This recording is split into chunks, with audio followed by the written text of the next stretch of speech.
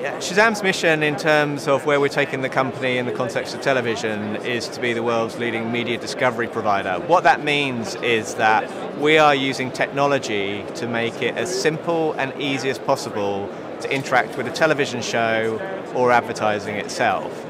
And so when we think about the opportunity, we look at the fact that over 90% of people have a second screen open whilst they're watching television. That was a Nielsen Yahoo study at the end of last year that came out.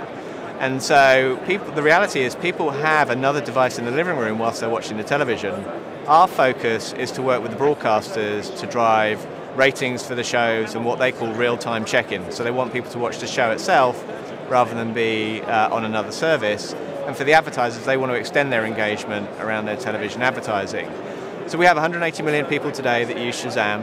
45% of our audience interacts with television shows once a week, which we're very surprised at because our heritage is in music discovery. And so the focus for this year is about working with more broadcasters, more programming content, to educate people that it's a worthwhile experience to engage with the show itself, as well as with the advertising. And so we've been focused on North America, and we're now in the process of starting to internationalize and think about how we bring the service into other markets. Shazam's experience at the Superbowl this year was really focused on the game itself and enabling people to use the Shazam application on their phones to have an interactive experience with the game. We gave them real-time stats and additional information that added to the experience. We did the halftime show with Madonna at a big giveaway that was sponsored by an advertiser, Bud Light.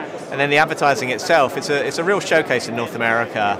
The ads for 60 seconds this year were costing up to $7 million each. And we had over half the advertisers, what we call Shazam enabled their ad, meaning that people could use their mobile phones to interact with the adverts that are actually playing on the television, and then they would be rewarded. And it was very, very generous offers by the brands. For example, Best Buy gave a $50 gift card to every single person that Shazam their ad to redeem against a mobile phone in the next 12 months. Toyota gave away 2 cars, one for you and a friend, to somebody that was drawn during the game. So we saw very high interaction, over 1 million people participated, and very strong response rates for both the broadcaster, which was NBC, as well as Madonna, as well as for the brands.